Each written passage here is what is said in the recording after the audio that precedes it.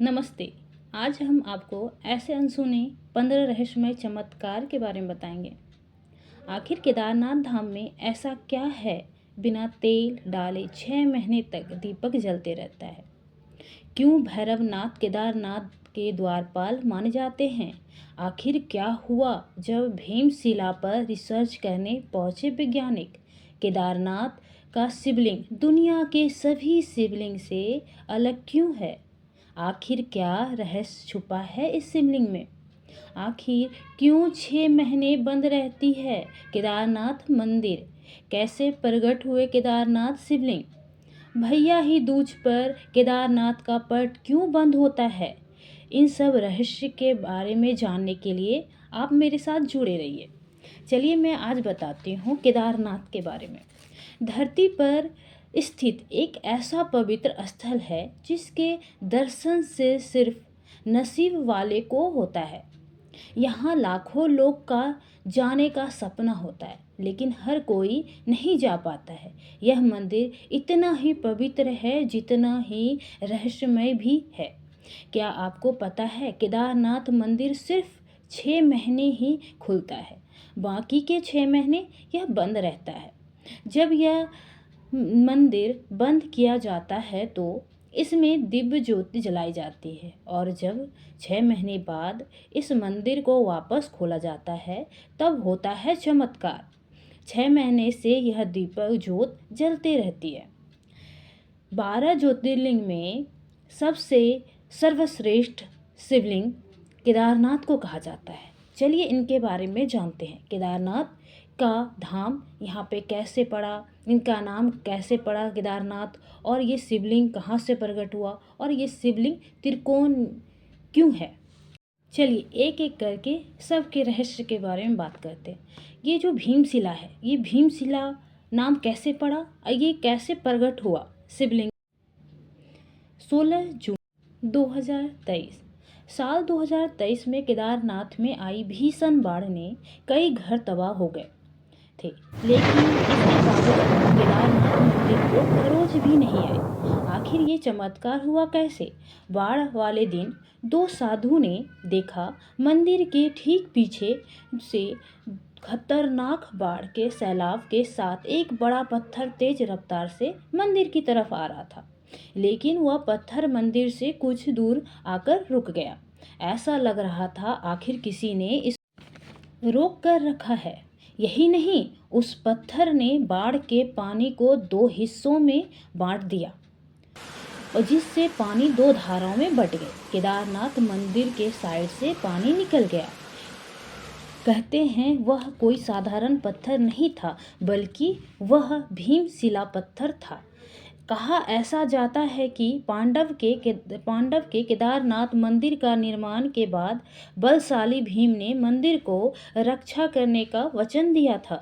वह पत्थर भी रखा था। उस पत्थर को आज भीमशिला के नाम से जाना जाता है। इस बाढ़ ने 5000 लोगों की जान ले ली।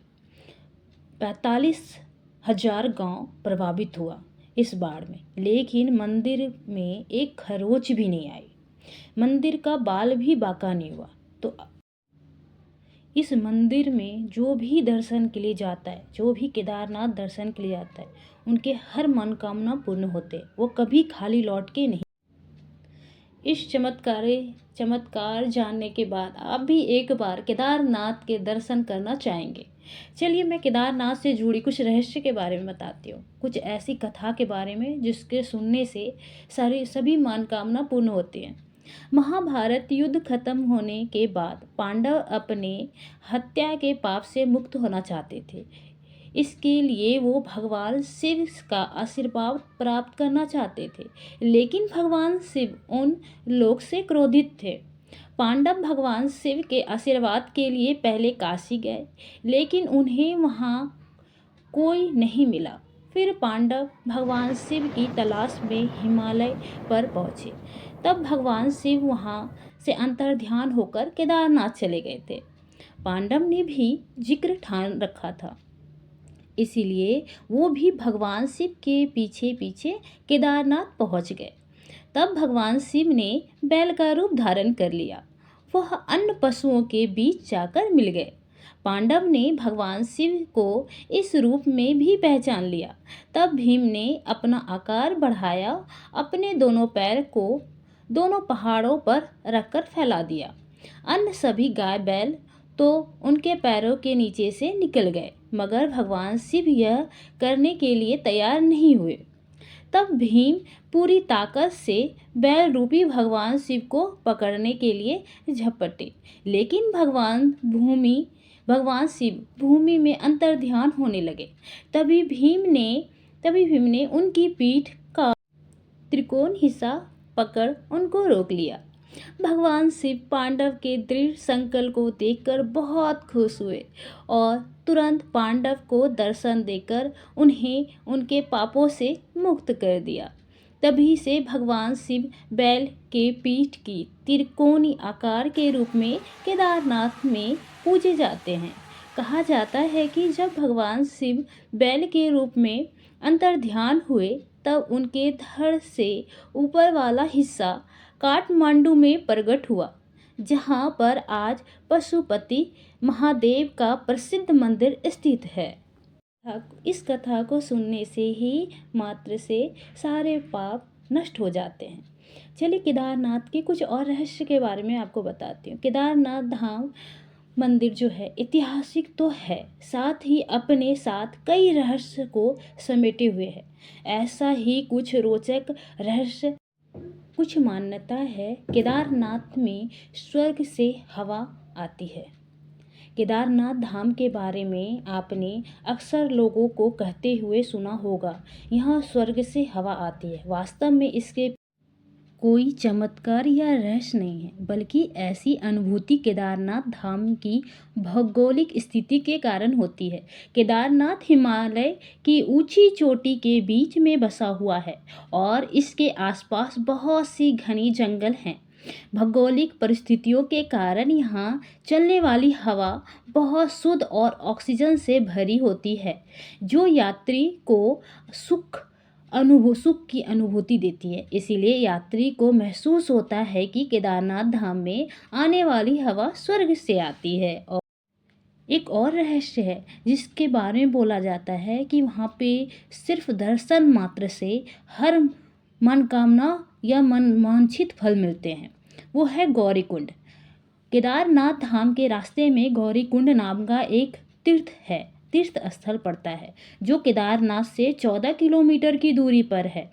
गौरीकुंड में गौरी देवी नामक एक मंदिर है, जो कि माता पार्वती को समर्पित है। ऐसा मान्यता है कि माता पार्वती ने गौरीकुंड की यात्रा और भगवान शिव से अपना विवाह करने के लिए यहीं पर लंबे समय तक ध्यान किया था। इससे वहाँ के दर्शन से मात्र सारे मनोकामना पूर्ण होते हैं। और कहा जाता है केदारनाथ से 18 किलो और गौरीकुंड से 5 किलो की दूरी पर सोनप्रयाग स्थित है, जो कि 1829 फीट की ऊंचाई पर स्थित है। इस स्थान के बारे में यह मान्यता है, यहाँ पर भगवान शिव और माता पार्वती का विवाह हुआ था। इसी स्थान पर वासुकी, नंदिनी और मंदाकिनी नदी का संगम है। अगर इस जिसके दर्शन मात्र से ही सारे पापों का नष्ट होता है, सुख संपत्ति। चलिए कुछ रहस्य के बारे में जानते हैं। केदारनाथ में अनसुना रहस्य बहुत है, लेकिन इसके बारे में अभी तक कोई नहीं जानता है। कुछ रहस्य ऐसे हैं जिसके बारे में किसी को कुछ नहीं पता है।